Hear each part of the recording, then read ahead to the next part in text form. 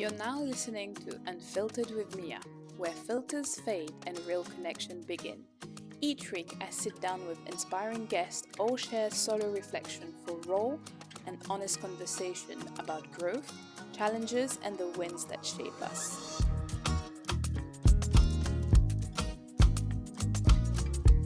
Hello, everybody, and welcome back to a new episode of Unfiltered with Mia.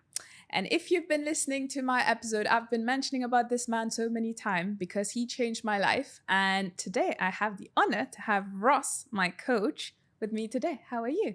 Doing very well, and it's good to see you back in Dubai after your trip as well. Yes, definitely. It was much needed, as we discussed.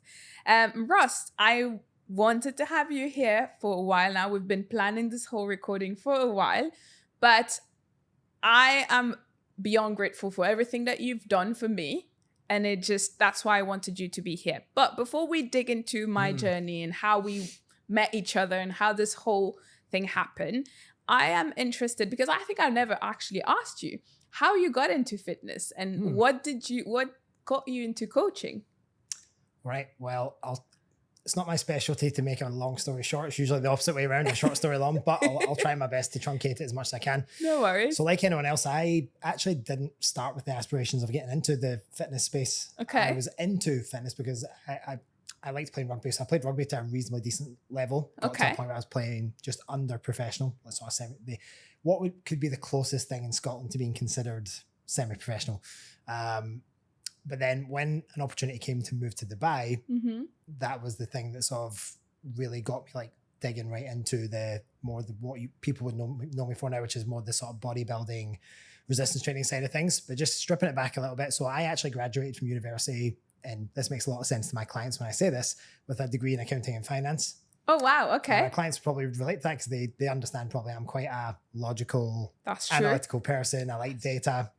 You guys will know this based on how the coaching is set up. And so my brain was always wired to that. And I think the expected path, certainly as a 80s kid, if you were born in the 80s growing up, was that you went through school, you went to uni, you got your degree, and then you went and did a profession. Absolutely. Now, certainly in my family growing up, we could very easily be considered in the sort of working class bracket. So I think my oldest brother, Gary, he was the first of our family to actually go to university in terms of our bloodline, so to speak. Maybe there was one other cousin, but other than that, we weren't a family that went down the traditional education route, more like trades and businesses and things like that. So my oldest brother and myself and my sister Nicola, we were the sort of, and even my brother Greg, but he eventually decided to go a different direction. We were the first in our family to go down the education route. So of course you were expected to, well, if you've done all that time, you've spent 4 years in university, you've got an honours degree, that's just what's expected of you. But the problem is I graduated around 2009. Okay. Now, if anyone knows their history as far as the financial markets and the economy, then wasn't the best time for everyone, to be honest. I say for everyone who wasn't in the know and could play on the markets and whatever else. But certainly if you were graduating around that time, there were not many jobs. So the general route, if you were trying to become a chartered accountant, was you did uni, you went and you did 2-3 years. A company would usually sponsor your exams, so they would pay for you to go through, and they're quite expensive to go through your chartered accounting exams. They would pay you to go through that. You work for peanuts, essentially, working for them, doing all the little odd jobs and whatever else, like basic stuff like bookkeeping and all that stuff. And then eventually you would get your qualification, and then you can actually start your career properly. Okay. And lawyers will be able to relate to that on an even greater scale because they go through the whole university. Then they have to go through many, many more. I think it's 4 years. My sister was going through that path until she went a different direction. And at that point, it was just the case that unless you had a first class degree, and I got a very good 2-1, I was like 87%, I think I got for my degree, which is a good score. But unless you had a first class and or you knew someone at one of these companies, you had no chance because companies just simply weren't hiring at all. So at that point, I had the decision to make it as well. I'm going to have to pivot and I'm going to have to do something in the meantime until the situation improves. And so I went and did things like insurance, working at a call center, didn't make it through the training stage of that. Went into recruitment consulting, which people who do that, hats off to them because it's a soul destroying job. And you have to be a certain personality to make that work. Yeah. It's very heavily based on cold calling, commissions, etc., etc. But it was when I was sitting at my desk one day and an advert popped up, and we also had to go on the advert websites and sort of scope out job opportunities. And this is hence the cold calling. You call the companies and then you have a list of people who are looking for jobs and you're trying to match people. Right. And it was at that time that an advert just popped up become a personal trainer, and they try and sell you the dream. Become a personal trainer, make £35,000 a year, and so on and so forth. I wasn't buying it for a second. I was like, well, sounds too good to be true. But what it did do is it just gauged an intrigue, and I wonder if I could potentially, while the situation is not so great, maybe I can pivot and change course and maybe pursue a passion instead. Okay. Now, little did I know back then that just because I like training and because I was training for my rugby and whatever else, training and coaching are two very different things. That's maybe something we can touch on a little bit later, but it did at least give me the idea of, well, maybe if I can take something I'm passionate about and figure out if there's a career I can make out of this, what have I got to lose? Let's just give it a try and see what happens. And then literally I quit that job 2 weeks later. And then within 6 weeks after that, so I think it was within 2 months, I was studying for that. Yeah. I went through, I think it was like a 6-week course or something like that. Literally within 2 weeks of finishing that course, I was on the gym floor. Oh, wow. Okay. So it was literally a case of tried 2 jobs, didn't work out. And before all that, there was a 2-year period where I went down to England and different places, went to all these assessment centers and made it to the final stages and got rejected and all of those. So this was like a 3-year period up to this point before I decided, right, let's move into fitness. Okay. So I think it was 2011 is when I actually stepped on the gym floor for the first time to try and do the whole PT thing. Now, where I was based was not exactly the easiest area either, because the East End of Glasgow, for anyone who's from Scotland will know when you say the East End, they're going to be like, oof, it's the kind of rough end of Glasgow. Even at some points, the East End of Glasgow was compared to the quality of life of the Gaza Strip at one point. Oh, really? Yeah, so that's quite a stark comparison. And actually, when you're in the really rough parts, it makes a lot of sense. Alcohol, drug abuse, lots of crime, et cetera, et cetera. And both sides of my family, mum and dad's side of the family, grew in and around those areas and then moved to the town we grew up in. Okay. As before we were born. So that just gives you an idea. Like they knew what rough meant essentially. So working in that gym, people didn't exactly have tons of disposable income. So it was a case of you had to really hustle. You had to really try and build relationships. I had to teach classes. I did things like, you're going to love this, aqua aerobics, Pilates. I taught all sorts of stuff because you just wanted to get yourself in front of as many people as you could. Yeah, of course. And I had no shame in it. I was just like, well, got to do something to try and get by. Okay. And actually my first ever certification that I took was a Pilates certification, which people would just be laughing their ass off at that. No way, that's good. So you can do Pilates? No. I'm joking. Absolutely not. It's taking quite a bit of a comeback now, Pilates, isn't it? There's the whole Pilates girl thing. Exactly, true. But there you go.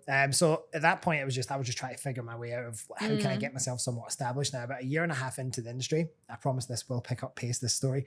A year and a half into the industry, or a year into actually being in that gym, that's when I met Mal. So a lot of people don't know, where did you meet Mal? Was it here? Was it back home? It was back in Scotland. So Mal, interestingly enough, we went to the same university I did. Had no idea. No way. She became a PT around the same time. Had no idea. She was in a different gym in a different part of Glasgow. She joined the gym literally to the year anniversary of me being a PT. And there was a funny line, she'll kill me for saying this. So we got talking initially once we met each other, and I was like, oh, it's my 1 year anniversary being a personal trainer today. She was like, maybe I can be your anniversary present. Ah, that is kind of cute, dog. Ballsy. I like that. Very ballsy. And she didn't know I had a girlfriend at the time, whatever else. But that was sort of at least the start of, okay, we were familiar with each other and whatever else. And there's more of a story to that. But about 5-6 months down the line, we actually started seeing each other and whatever else. And it was around that time where we started seeing each other that she got approached with a job to come to Dubai, and I got approached with the same job as well. Wow, okay, now, coincidence. The funny thing is the guy we worked with in the gym in Glasgow, he moved to Dubai about a year earlier. He was working for Fitness First as a fitness manager, and he was getting this new gym set up in the European Business Centre, and many of you will know it now as Dubai Investment Park, DIP. Okay, right. So out now, which is much more developed now than it was when I moved here, which was 14 years ago. Yeah, I can imagine. Much more developed. So that was the only thing that was really there at that point, was some industrial stuff, the warehouses, and the green community. Wow. And that was pretty much it. And still now, it's still building up now. Yeah. So now I can imagine. They've got a metro line running through there towards the expo and stuff. So it was, we didn't have a metro line. It was just like roads, green community. That was it. There was a hardly anything there. Okay. So we moved out there and we lived in staff accommodation for a month, and it was absolutely horrible. We stayed on our friend Ross's, who was our boss as well. So he was our friend and our boss, which is an interesting dynamic, but he was very good. So we crashed on his couch for like the first 3 months of living in Dubai, and that just gave us enough time to get in the gym, get set up, try to get, I mean, we got quite busy quite quickly, got full rosters within about 2 months. And by the time we got to about 4 or 5 months down the line, we were in a position where, right, we've actually got enough money to afford putting a deposit down to get a rent for our own place. There was literally a building right around the corner from where Ross was staying, and it was literally a 5-minute walk from the gym. Oh, that's so cool. For us at the time, it was like, okay, well, finally we feel like we've, found our feet, so to speak. Now, the thing that was interesting with it is that Mal, at that point in time, when we were just moving over to Dubai, her relationship before ours was quite this is her story to tell, so I won't go into it, but it was messy. Let's just put it this way, a lot of psychological manipulation and things like that. So she was still very much a bit like, I'm still not 100% sure if I'm ready for this. So we took quite a gamble moving to Dubai, being in a very new relationship, essentially crashing on a couch together. And essentially it was either going to be a case this was going to make us or it was going to break us. 100%. And so in the end, we got very close. As they say, the rest is history, as they say, and we're going to be literally 10 years married in a month's time. I swear, you guys are my couple goals. Like, when I see you both together, I'm like, I'm not settling less than that. That this is what you want to look like. Yeah, she's very special. We've been through a lot together. Like, we've came together both at not the best time, quite a bit of a low point, and we sort of went through a lot of challenges together, and we've supported each other through that, and we've challenged each other and stretched each other and pushed each other to grow and everything else. So it's been cool, but it literally could have been make or break at that point. Yeah. But as I say, the rest is history. So then at that time, we were working with Fitness First. We moved from there after about a year to a place called Smart Fitness. And I won't get into too much detail because that company no longer exists. Yeah, because I was like, I don't know that company. Let's just say the people who were running it were not the nicest people in the world. They had a good facade, but not the best at managing it, and also underhanded in how they dealt with people as well. So again, without getting into the absolute details, I got unfairly dismissed about 7 months into that job. They kept all my clients, and I had to take them to court. And then Mal had to continue working at that place for the next 5 months until we were able to get them to court eventually. The day that I got into the courthouse, they turned around and said, okay, we'll settle. So they dragged it out as long as they physically could, turned up on the day, and then was like, okay, we'll pay you. They could have avoided that. They just wanted to drag it out and make me and Mal as uncomfortable as they could. So it was at that point where I was overdoing another job. I was a fitness manager in a gym that was only open for like 5-6 months and then literally closed. While I was just getting set up in that job, that's when, as many people will know, the warehouse gym is a franchise now, but back then it was just one gym. The original warehouse gym in Al Quoz had just opened maybe 3 months earlier. And I started just going there to do my own training. Came across the guy at the time who was running it. I think he actually still involved with it as well, a guy called Kevin Texera. And he just said, he's like, how do you feel about coming in and setting up the CrossFit program and try to get that? Because at the time there was maybe 15 people turning up. Yeah. Over the course of the next 3 years, we built up to 150 members in the the gym. So we built a really good community. That's when I also got into doing some competitive CrossFit during that time. But the thing is as well, and this sort of relates to the work we were doing together, even though I had interests and I was competing in CrossFit competitively at that point in time as well. I went to regionals in 2016. Wow, really? Yeah, Mal and I got married in 2016 as well. So we literally went to Madrid. Okay. And then the week, literally from Madrid straight to Sweden, and then we got married on a boat. That is cute. In her hometown. I love it. It was a really small wedding, maybe 60 people, just our close family, some friends. So that was sort of like the early part of the career, was sort of going through a lot of challenges with different locations and gyms, eventually finding a bit of a home in the warehouse gym, and then CrossFit was something that I really got involved in. For people who have been in Dubai a bit longer, you might have heard of the Dubai Fitness Championships that were really popular. So I competed in the first 4 or 5 of those. Okay. Got to the finals of all of those. And so that was kind of cool. It was fun. I came, I think, 7th in the first one. Nice. And it's quite challenging as well. That first one was brutal. But as it started to get more CrossFit-like, then more of the professionals from America came over, and it just got to a point where mere mortals like us could only do so much. So that was sort of my initial, I would say, 5 or 6 years in the industry.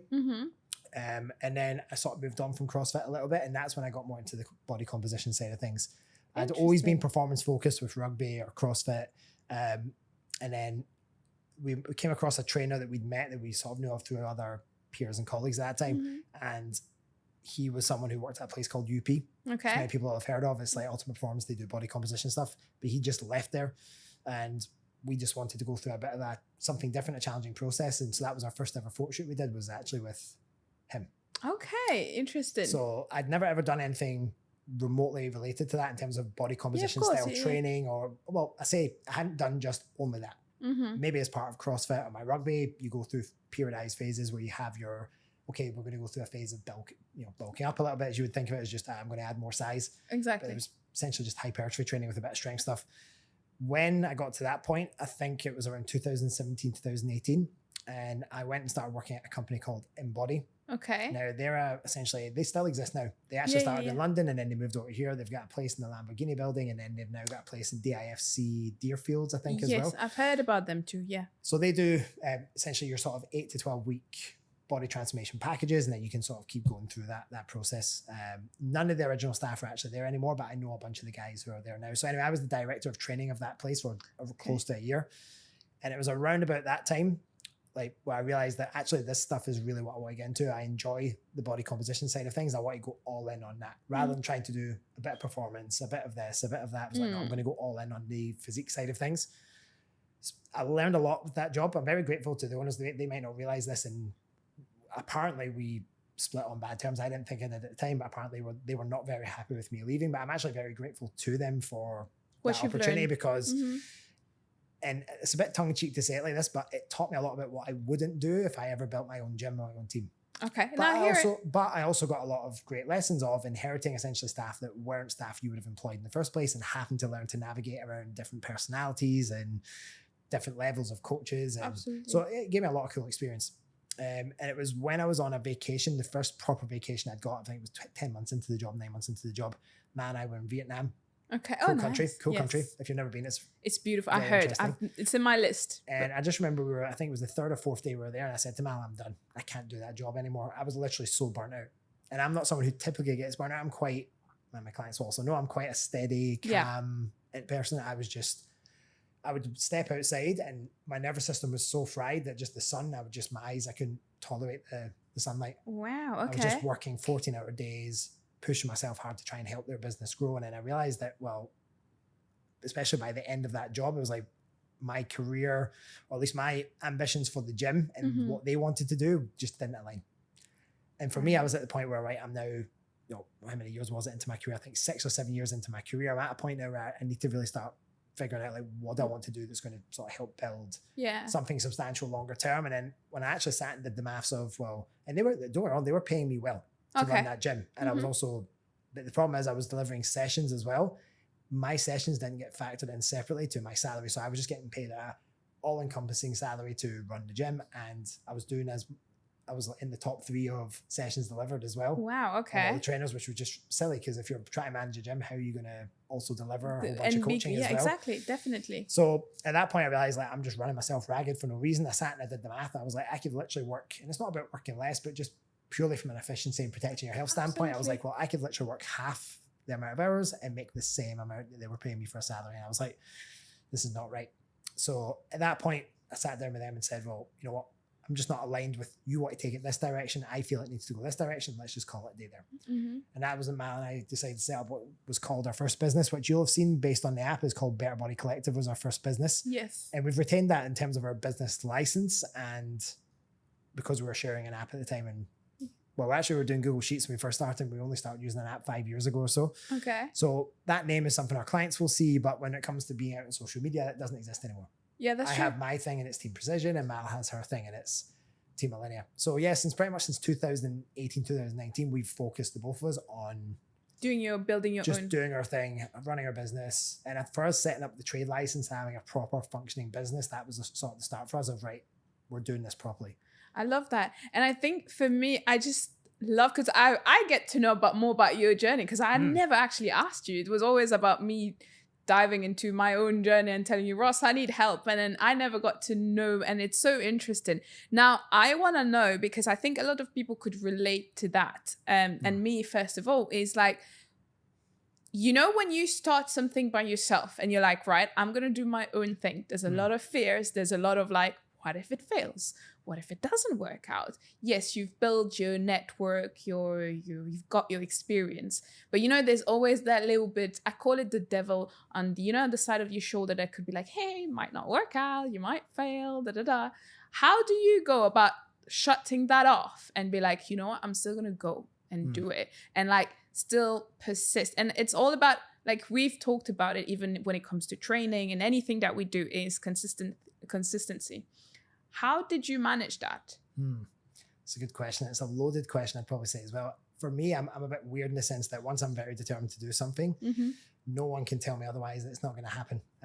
So I often refer to, you're talking about almost like people call it the angel and the devil. Yeah. I almost refer to it as you have your optimist and your pessimist. Yes. I'm not a particularly pessimistic person. If anything, as Mal likes to say, she's like, you're frustratingly optimistic about everything. That's true. I must say you are. So she's like, it's just frustrating because she's a lot more, she'll play devil's advocate on everything, which is great because that's part of our balance about how it works. So I can always I see all the dreams and everything that's possible. And then she's like, but, and that's good. And that works. So she helps me to sort of sometimes just rein it in. And I like to say I've got the optimism, she's got the realism. Okay. And that helps us to stay sort of balanced in what's possible. So for me, I never even entertained it wouldn't work.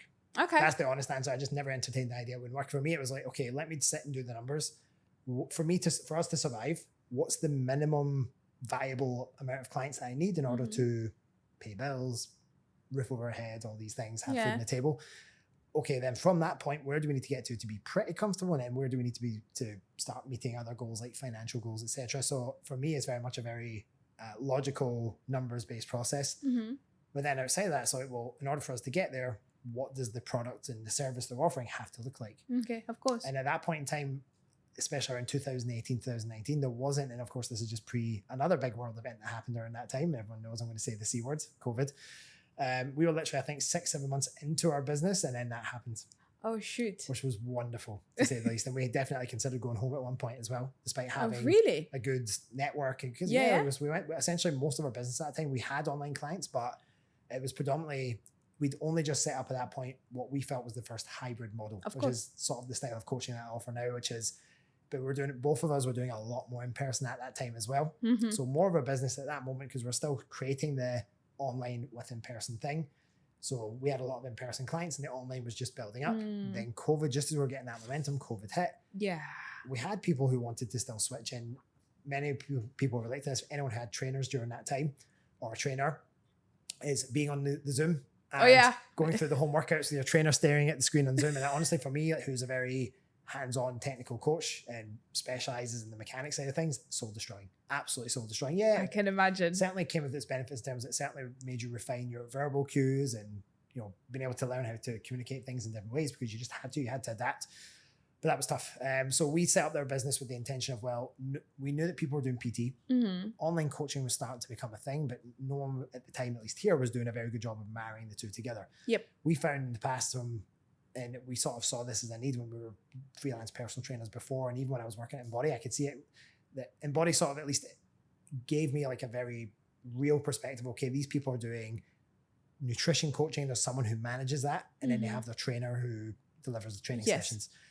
We felt that, actually, you don't need separation with that. You can have one person who trains you, but also manages all of the other stuff. That's a much more lean and efficient business model. Absolutely. I think a lot of it was related to how the owners want to run that business. And that's, again, a separate discussion. But for Mal and I, it was like, it makes sense. We can get the benefits of the face-to-face, the rapport, the skill that we have training people in person and getting more out of the training. But the reality is if they train 3 times a week, that's 1.7% of their entire week. Yeah. So what do you do with the other 98.3? Exactly. And it's like, and we saw this. We had some clients that if we were giving them at the time before we set up this type of business, it was like we had some clients that would be willing to pay for coaching to do nutrition and things like that. And other clients like, I just want training.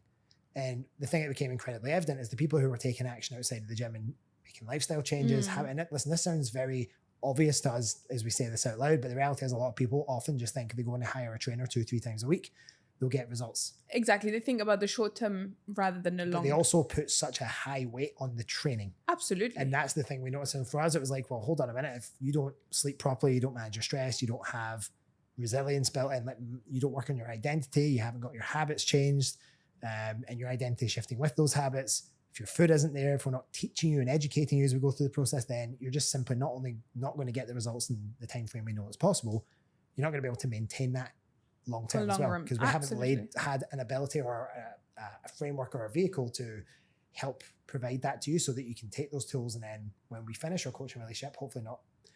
I'm a big believer in that within a 6 to 12 month period, most of my clients that have worked with me should be able to say, right, I can do this on my own. But they choose to stay because they appreciate the relationship and how much more they can continue to build from there. So we very much believe in teach someone to fish rather than giving them the fish. I love that. And we felt that that's what a lot of the fitness industry were doing, is that they were spoon feeding people rather than actually making them self-sufficient. Yeah. independence for us instead of dependence. That's what we wanted to build. And so that's when Better Body Collective started in 2019. And then we've been sort of building up from that point. It was only about 2-3 years back where we decided to sort of separate our personal branding and not use the main moniker of Better Body Collective. We just kept it as an umbrella company. But Mal was working very much with just females only, very much lifestyle, 35 plus. They've maybe tried lots of different things, maybe done a lot of group classes, not doing really anything structured. Or if they hadn't done it properly before. Yeah. Along with all that was maybe really shit with food stuff. They've tried a lot of food fads, whereas my audience and the people I was working with, which is, it's funny for us to talk about this because you don't actually fit that I know, right? main demographic, That's which is true. funny. But through someone who was. Exactly. Or who has been at one point. Lo. I mean, Lo technically is not also a coach now, but she was in the past. Yeah. So I've known Lo for, I think it was only 2-3 years after moving to Dubai. We met Lo. So I've known Lo for over a decade now. Yeah. And it's funny. I don't know if I ever told you about how I got to know you.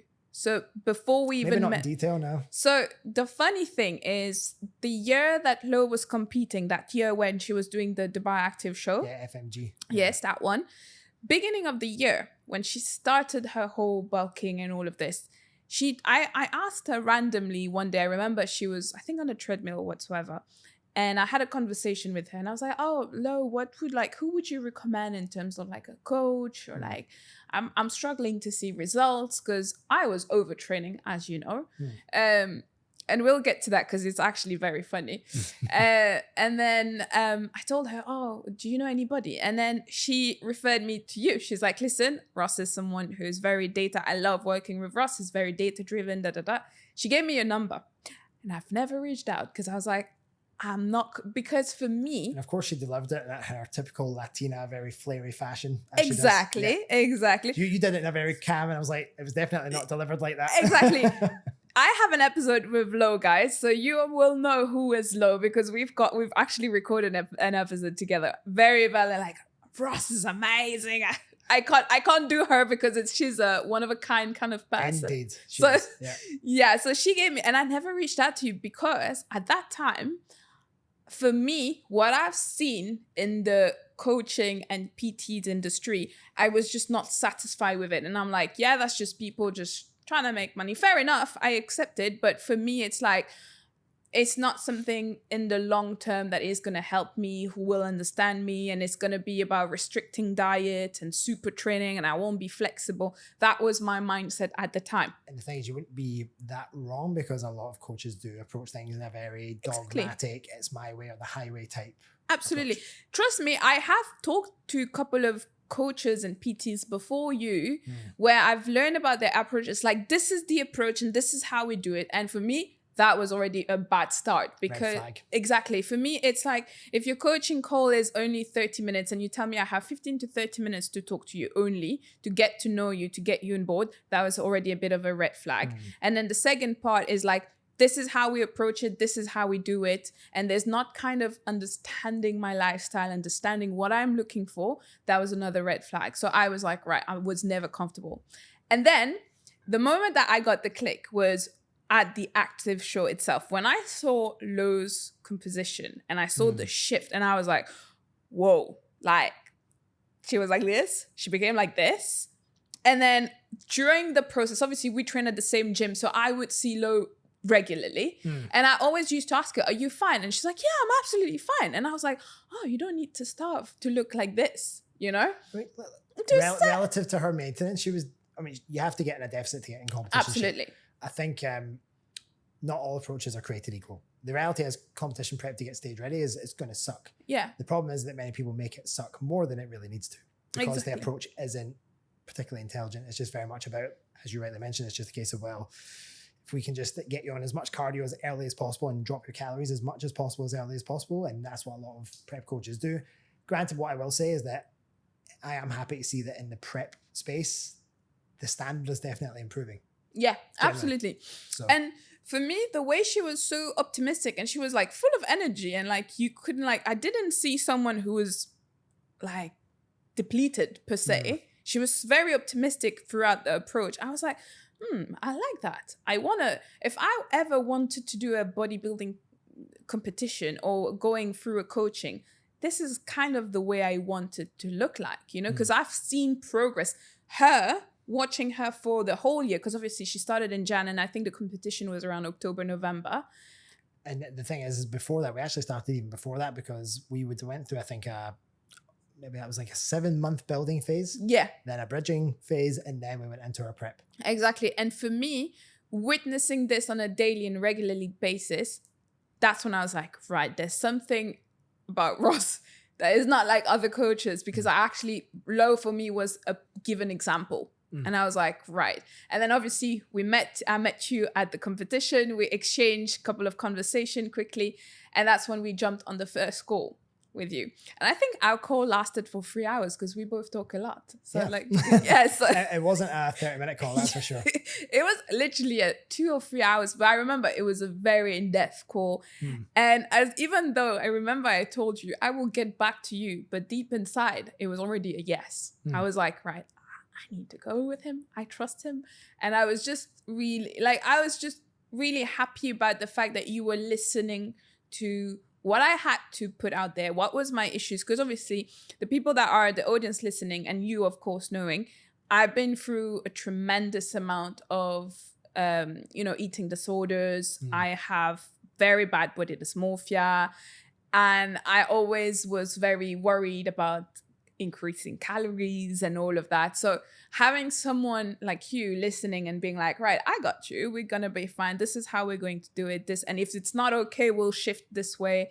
You tell me what works best for you, and then I'm just going to add my little tweak here and there.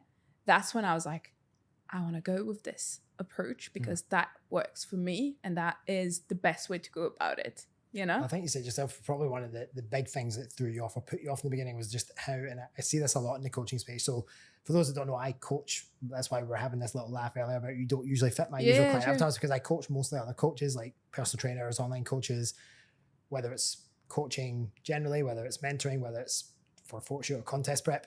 But of course, as an extension of that, I also work with a lot of people who have been in the gym environment for a long time. So even though it's much easier to target your content at one type of person, right? Absolutely, like a niche. But I have plenty of people like outside of my niche that I work with that are not, they're busy professionals. I have lawyers, investment bankers.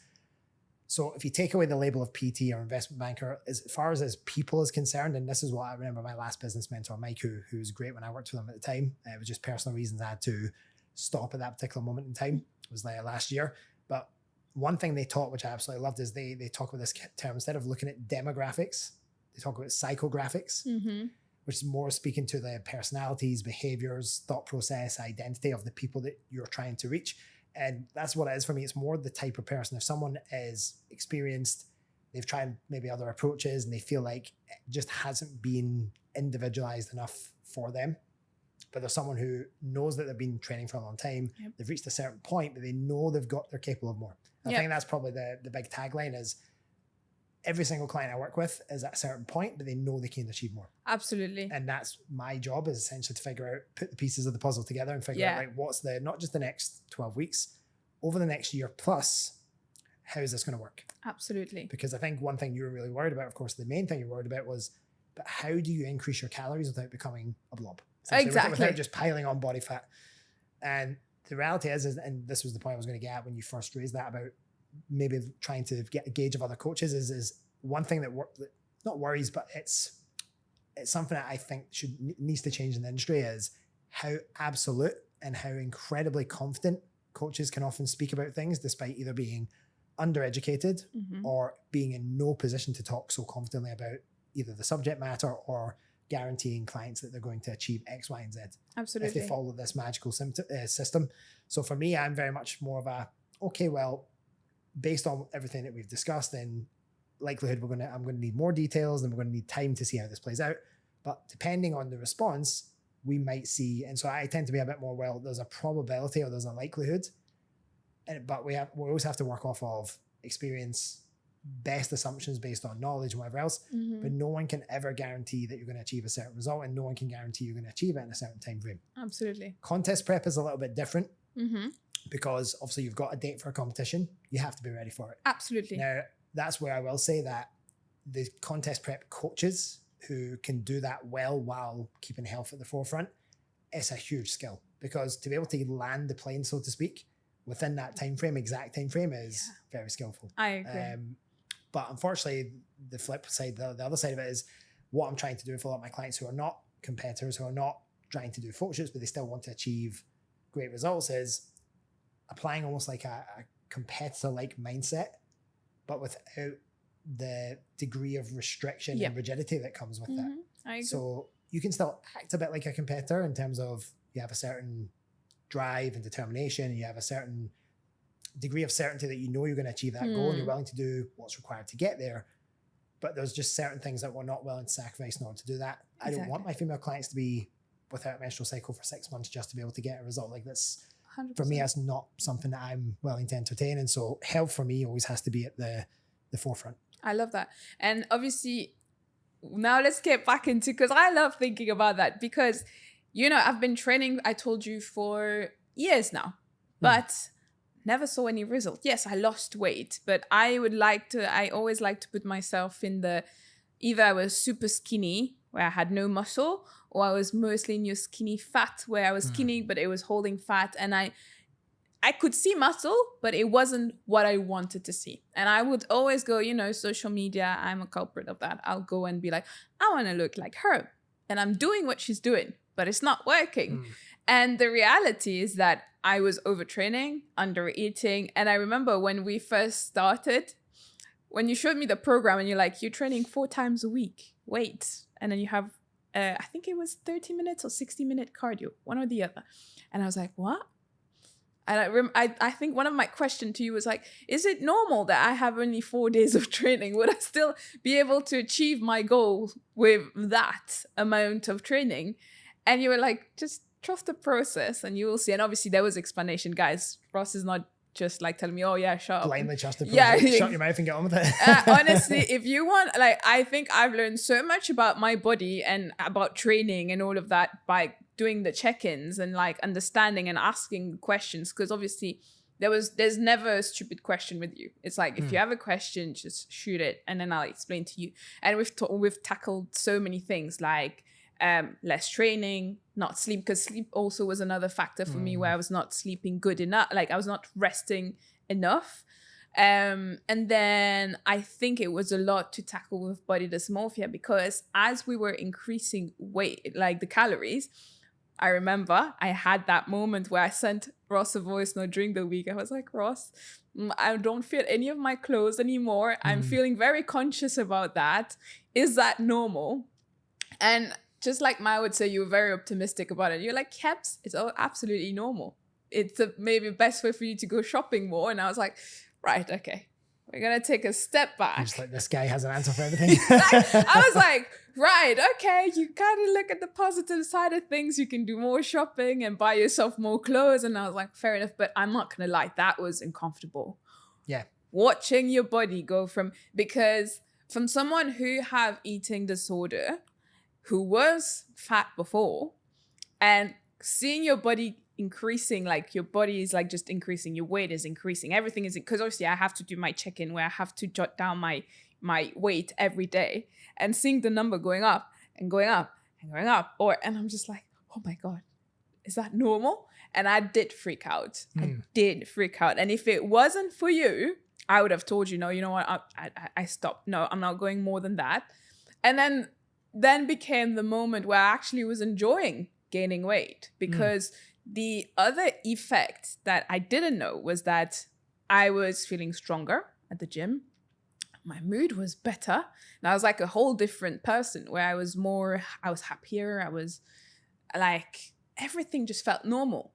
Even I remember one thing that I asked you, which shocked me, was that I was warm again, because I was used to having cold hands and cold feet and cold nose. And I thought that was normal for me. And as we increased calories and everything, the lifestyle and everything changed for the best, I was warm again. And I was like, wow. And you were like, yep, that's absolutely normal. Your body's responding well to the calorie increase. And I was like, wow. I was actually got like so shocked by that. And I think you must have so many other women in my position. Plenty. that goes through the same phase. And it's just, for me, that was also reassuring. And then became the cutting part, where I was like, right, I'm actually going to miss eating now. Because that was the beauty of things. It's like increasing your calories, for me, what taught me was like, you feel much better, you have strength, but you're not scared to eat anymore. Because I had to remove that scare factor as well, because food for me was also scary. And removing this whole thing behind it was so much nicer. And then now we're going back downward, where we were decreasing slowly but surely, increasing our obviously activities and cardio. And then life was hitting me at the same time. And I seem to have a habit of clients not having super smooth preps, not because of the process, but like there's always something, a curveball in there somewhere, whether it's career, whether it's a personal thing. So. And then I remember at that time, I was like, right, the only thing I can control is this cut. And I'm going to stay laser focused on that cut. And I'm going to give it my all. And we did actually move the date, because I remember we were like around October was the date. And then we were like, nope, let's give it another 2 or 3 weeks, because I really wanted to achieve a certain physique or appearance. Aesthetic, yeah. And then we reached it, and it was amazing. The best time. I'm still shocked of my photo shoot. I was like, oh my God, that's me. It was you. Exactly, you know? And then obviously I remember even before that, I sent you a message, a voice note, where I was like, Ross, I am continuing this journey with you. This is not the end. I'm ready for the next step. Because having you by my side helped me so much, where I didn't have to worry about my training program, my calories, having someone to keep you accountable. I think people don't realize how important that is, because yes, you're here to guide me, but you're also here to kind of like be like, hey, you're slacking there, wakey, I need you to be on point here. I need that from you. And that just gives you like the accountable part that is necessary to hit your goals, you know? So obviously going through this journey, and I remember another thing before I finished my whole journey, it was the part where just before we were finishing, I told you, Ross, I'm not happy with the amount of muscle. I wanted to be more, I had a different picture in my mind. And then you were like, it's absolutely normal, because these girls done many bulking, cutting phase, and it's literally your first one. And I was like, right, cool. Let's get I'm cool with that. Now, obviously, this is my perspective of my journey. And you are someone who, I'm sure I'm not the only woman that you've been coaching that's been going through this journey. What was your take on that? And what would be, you would say, advices to people that are in similar position that I was? As in, what's your take as a coach? Yeah, I mean, I think the first thing I'll say is I work predominantly with I think the last time I just looked at it, it was like 78% of my clients are female. So I work with predominantly females. Okay. And yeah, you're right. Like, I think there's a lot of people have their different upbringings, experiences, environments that they've been exposed to when it comes to what shapes their beliefs around how they should look, and how they should eat, and how they should behave, and what's an acceptable way to socialize and not socialize, etc., etc. So all these things all sort of play in, and sometimes it can stem back to childhood, and sometimes it is more recent in terms of the environments that you're in. A lot of people often have sometimes been in good shape in the past, and then they move to Dubai and they get here, and as we know, it gets very fast paced here, and so that can catch a lot of people off guard. The Dubai stone is something that's sort of a well-known phrase. I think, interestingly enough, for a lot of the clients I work with, especially because I work with a lot of coaches, many of them have been or are already in pretty good shape. But there's definitely been a number of them that they've been, I won't mention any names. I had one client recently, she did a photo shoot, but she is someone that had never really felt like she could push her calories up. So they're not wanting to push calories up and do a building phase. That's very common. There's many females that I work with where they've only ever maybe done, if they're lucky, maintenance for a certain period of time. The moment they start to feel a little bit uncomfortable, they want to go, right, I need to do a mini cut. I need to do a diet. Yep. And I do like to use Mal as an example, because she's a very good example, is that she's probably, in the time that we've been together, bear in mind this is about 15 years now, she maybe dieted 5 or 6 times. Okay. In 15 years. Oh, wow. Okay. The reason why is because ideally the majority of your time should be spent either at maintenance, because that ultimately is, for me, I really like to refer to as maintenance is actually the end game. You need to be in a position where at maintenance, you're happy with how you feel, how you look, how you perform, your health's in a good place, you're able to have a balance elsewhere, as in focus on your career and whatever else you do. Dieting, it's an ends to a means. Of course. And you're trying to achieve a certain outcome, you're trying to get a certain shift, and then the idea is to return back to a better place than where you started. Absolutely. So I think often many females, because they've never experienced what it's like to actually, in a controlled and structured way, push food up, because for them, the only way they've ever thought about control is restriction and bringing food down. Yep. So trusting that, and often you'll find that for a lot of females, they only invest in a coach when it's time to diet. Yeah. What I'm trying to at least get a lot of my clients to think about is, listen, if you're going to start this, we don't just stop in one phase. A coaching journey is made up of multiple phases. So we need to ideally take the time, whether we're starting out with the diet or not, that depends on the person, and always it's an end of one thing. If we're in a position where, right, actually everything checks out and it's absolutely the right thing to get straight into a prep or a diet, fine. More often than not, it's not the case for a lot of the females I work with. They've been doing that for years and years. They need to go and switch gears, need to go another direction. So the first thing we actually look at is, well, how long have you ever spent just sitting at maintenance? But actually honing and refining the skills of what maintenance looks like. Yep. And that's not just what food you put into a MyFitnessPal, whatever else. That's everything around your sleep habits, your digestive route, like hygiene. I like to refer to how well do you digest your food? What's your stress levels like? What strategies do you have in place for that? What are your nutritional literacy skills? I like to refer to it. In other words, how well do you know about food? Can you go beyond just the macros, and are you covering all the micronutrition as well, your fiber, etc.? Are you someone who knows how to prep food and plan that ahead of time so that you're not wasting so much mental energy on food focus and what's going to be my next meal and whatever else? So the point is, without getting into every single detail, the training, of course, is another massive component of that. It's actually building a proper foundation. First, I like to refer to it within my coaching framework as home base. If you've got a solid home base, it means that if you're trying to go in either direction, whether that's in a building phase, which is also stressful on the body because you're pushing the body very hard in training and giving it more food to facilitate that. And as you've kind of well known, is that does, of course, mean that body weight is going to have to go up a little bit, but controlled. Often, just on that point, I think when a lot of females worry about gaining weight, it's because their experience of gaining weight in the past has meant lack of control. Yep. True. And it's breaking that sort of shift of, well, it's not about, we're not gaining weight with a lack of control. We're doing this in a very cerebral and structured manner. We're doing it at a very steady pace as well. Exactly. It's very different doing that in a controlled way. And maybe having a little bit more body fat, but certainly holding on to a bit more water, storing more carbohydrates, more glycogen in the tissues because you're actually eating more food.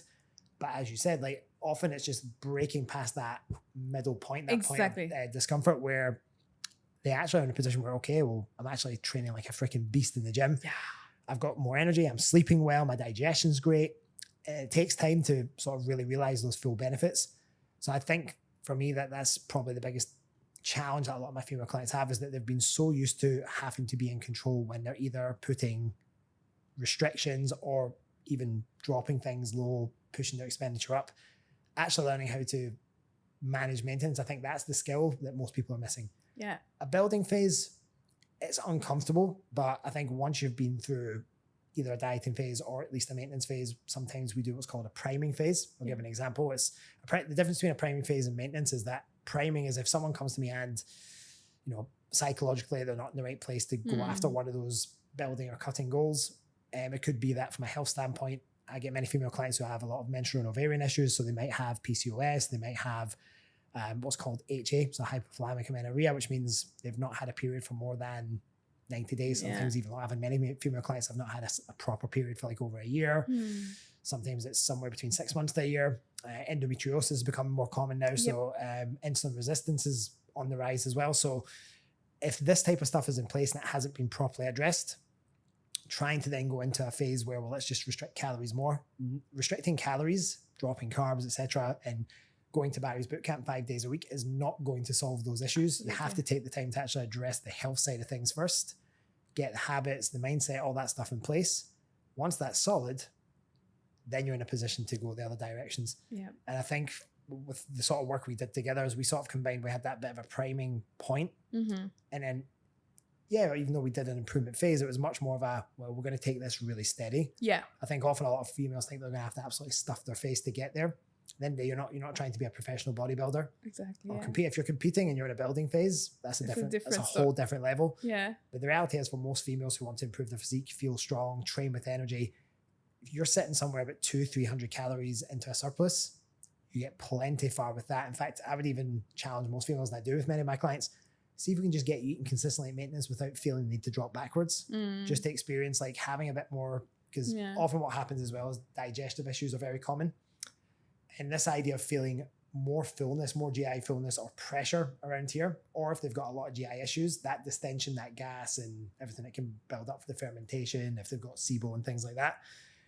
Often if you feel bad about, let's say you've got like discomfort in the stomach, because you feel uncomfortable, you project that as, well, then I must be fat. I've literally had clients that have got like 6-pack abs, females, and they're like, oh, I just feel so fat.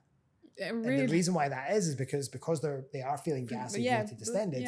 They relate that to, well, because they feel like that, then their perception of how they look completely shifts. Yeah. So that's where the sort of health and mindset stuff completely interlinks to your perception of self. And so you've got to address the mindset, the health side of things. If that's in a good place, a lot of those sort of false perceptions usually tend to dissipate along with that. So yeah, I think if I were to give any message to your listeners who are probably thinking, well, I sound a bit like Mia when she first started out and felt like I just couldn't navigate doing this in a structured way, it's forget about dieting for a period of time. Just learn how to actually exist at your maintenance. Absolutely. Once you can do that super well, you're in a much better position to navigate the other parts. Absolutely. And I think, again, till now, having like, this is why I'm still shocked to say this, because if you told me this before we met, I would be like, no, I don't like coaches. I don't want a coach. I don't need a coach. I can figure it out. But having a coach by your side to kind of, because if you remember, during just before this war situation, obviously I was under eating and I was not eating where I should be eating at the moment. And I was struggling a lot to get back into business and like getting back into my diet and all of this. And you actually raised something in my check-in that made me think about it. And I was like, is that true? Because you told me something that, it's making me think that as in you're maybe scared to increase your calorie because you think you're going to gain fat again. And that was a moment where I was like, that could be true. Maybe like mentally, I'm thinking that increasing my calories will mean I'll gain weight, I'll gain fat and not muscle. And it is very common, bearing in mind we've already done a year journey together, but it still happened that it can come back to you. Old habits die hard. Exactly, you know? And it's true. But then again, if it wasn't for that checking or that moment where you raised that point, I wouldn't have noticed it. I would have been like, oh no, it's just stress, or I can't put food down my throat. And that was about it. You know, I was finding an excuse and being the victim mode of like, I can't eat.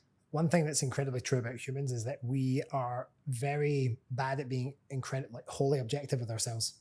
So even if you have the knowledge, even if you've been through the experience, being able to stay entirely objective with, well, I know logically that if I do this, then this will be the outcome. Or if this happens, this is why. But trying to convince yourself that that's true can often be very difficult. And so that's why sometimes having someone to lean on who can say, hey, using this example, where you're at is we're at maintenance at the moment. Now, if let's say you were in a dieting phase, if we're bringing you, and this is often happens after a diet, many females are worried about bringing their food back up again. It's like the key is in the word maintenance. Yeah. If we're here and maintenance is there, yes, we're going to increase food. Yes, this weight on the scale might go up a little bit because you're adding loads of different things, food volume, sodium, absolutely, carbohydrates. So you're just storing more overall water, glycogen. So there's going to be more weight stored on your body. But how that looks aesthetically is a different thing. Yep. And it doesn't mean it's body fat. And so I think a lot of females, they see the scale go up and they just automatically assume that, right, I've had a 2 kilo increase this week. That's 2 kilos of fat. Yep. And the reality is, to actually gain 2 kilos of fat is a lot of additional calories you actually have to consume for that to happen. Exactly. So often there's a lot of illogical fears that we create because of past experiences and so on and so forth. So sometimes you just do need someone to just lay out, hey, well, actually, this is how it works. This is what's actually happening. What you're experiencing is likely this, this, and this. Absolutely. I get that it's scary or it's hard or it's uncomfortable, but just get through it and you'll be fine. Exactly. And I think also one important thing to mention is menstrual cycle and the women's cycle. I think this is something that now I'm finally being okay with feeling a certain way at some point, because a lot of time when we're towards like PMSing, how we call it, or luteal phase, I would, for me personally, I would hold more water, I'll look puffier, it's just everything. And I'll be like, obviously standing on the scale, my weight will just bump up. And I remember before that was a concern, but then with you guiding me and making me understand that it's absolutely normal that your scale is going up because you're holding more water. That's also me being educated with my cycle myself and being like, right, this is normal. Now, for example, when I was away, I was not worried because obviously I couldn't weight myself every single day, but I could see how I looked physically through the mirror. And I remember just before my menstrual cycle, I was more puffier. And I was like, okay, that's normal because you're coming to that time of the month. And then suddenly, as soon as that was finished, the switch was instant. And I was just like, back to normal again. And obviously that's a lot of education as well that I'm grateful for you. I think that it can be hard sometimes, and I get it that I don't have the lived experience that a female has when it comes to actually experiencing the cycle. So, but that in a way also provides a bit of a strength because I can remain fully objective. So I can help explain, well, based on your physiology at the different stages of the follicular luteal phases, that landmark of ovulation, what we expecting around there. When you do approach menstruation, what should we expect? And there's no absolutes. I think one of the things that frustrates me, I see a lot out there right now, is a lot of female coaches leaning into, well, I'm a female and because I experienced this, I'm going to sell you a plan that has you training and eating. They call it cycle syncing. And there was actually a different definition for cycle syncing. Cycle syncing used to be referred to as female friends or siblings would often be like, well, we're on at the same time. That was actually the original definition of it. But then what it's sort of known for now is more the idea of I'm going to sync my training and my nutrition strategy to the menstrual cycle. And then you've got coaches literally selling, right, like early luteal phase, week 1. So first 7 days, you're going to eat and train like this. Days 8 to 14, you're going to eat and train like that. It's just ridiculous.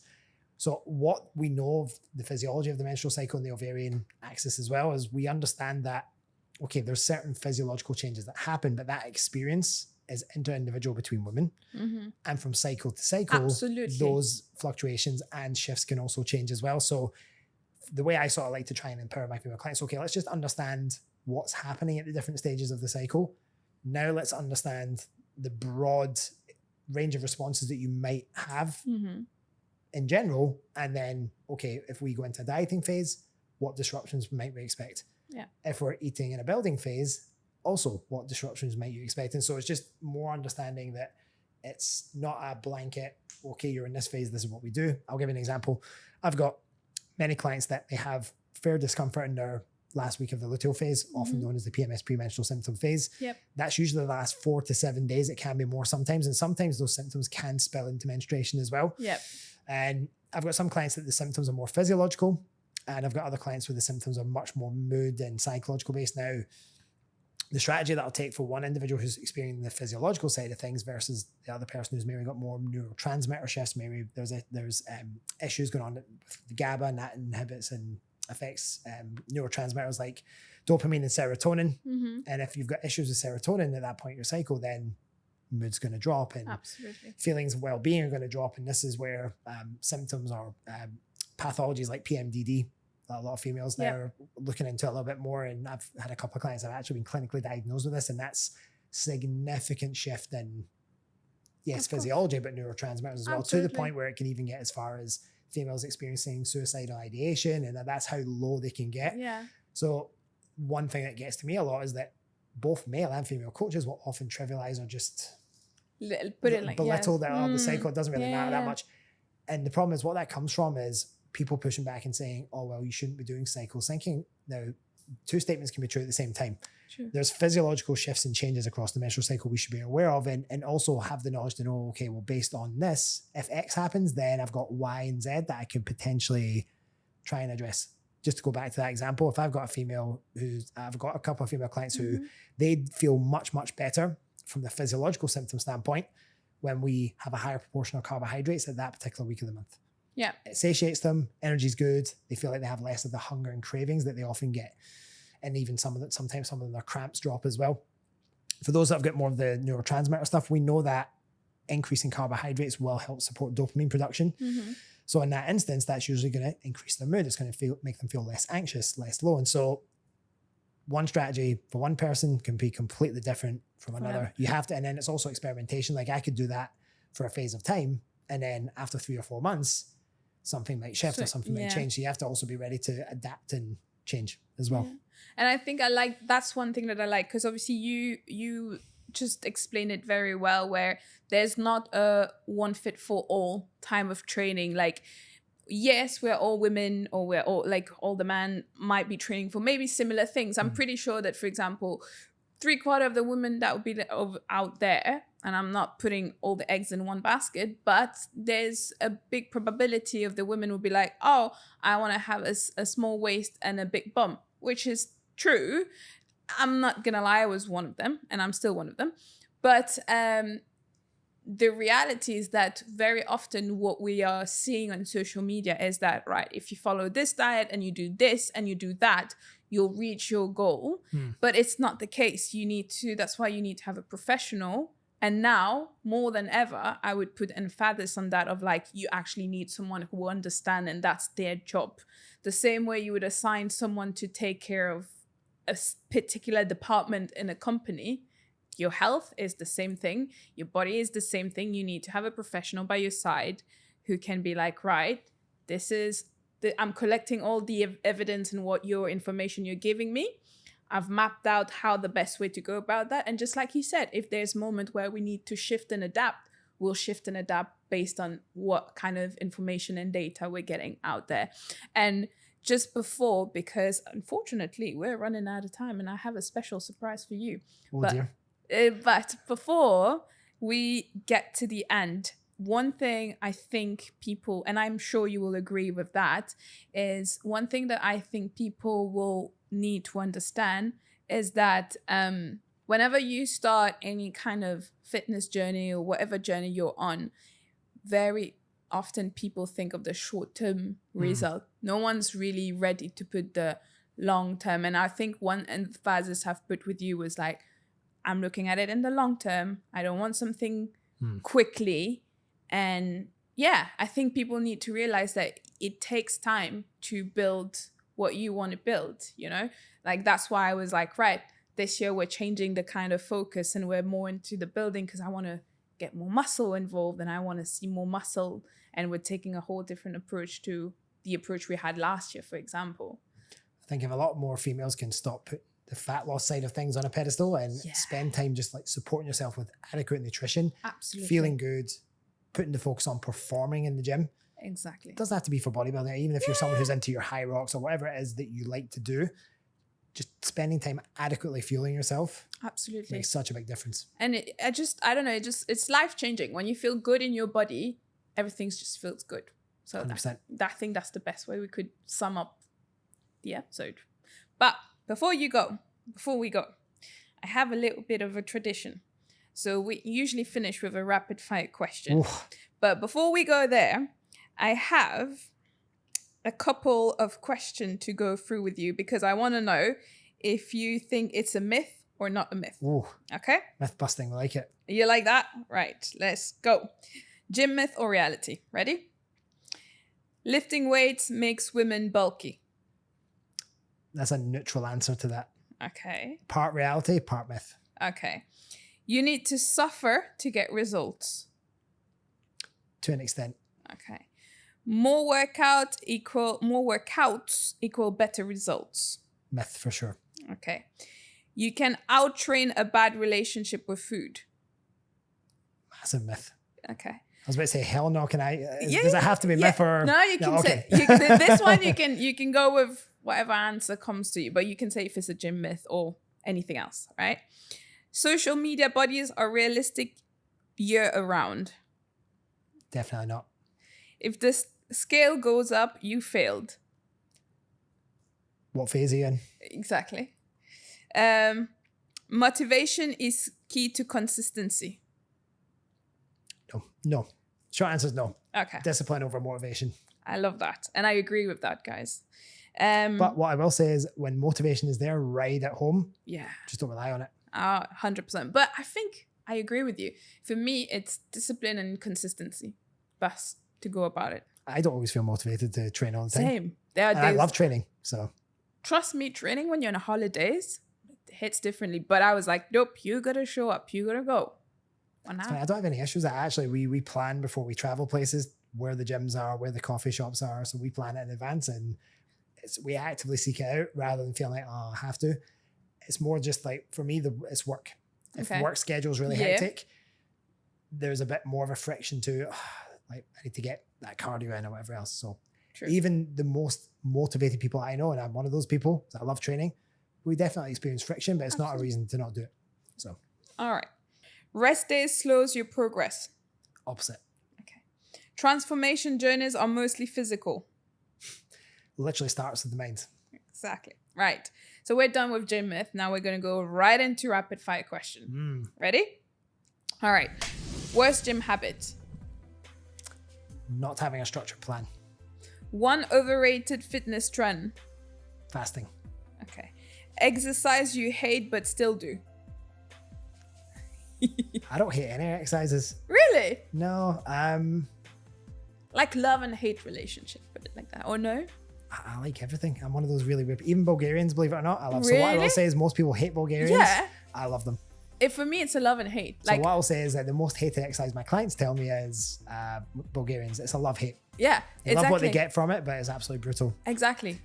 Maybe your superset that you've done to me with not that one. It's the single hip thrust with the lunges. Yeah, these are brutal. These are brutal. All right. Most chaotic gym experience. Oh, I'm going to take that back. Calves. Calves are a nightmare to train. Really? Not the most fun thing in the world to do. I like that. It's fun. If there was anything that I don't love it, but I do it. Yeah? Calves. Okay. Yeah. Most chaotic gym experience. My first ever PT session. Really? Well, actually, my first ever body comp focused PT session. I had one back in Glasgow, but here, the first ever body comp session I got put through, I remember the first exercise, split squats. I was literally lying on the floor for 10 minutes after it. No way. Oh, wow. Dreadful. All right. Biggest gym ick.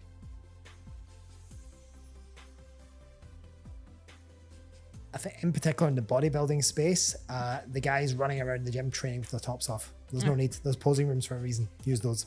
Okay. Most dramatic client excuse.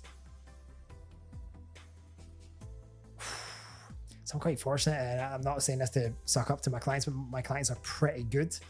I don't think I get any majorly dramatic excuses. Historically, I don't even know if I can say. Okay. I don't really get anything that I would define as being super dramatic. Okay, fair enough.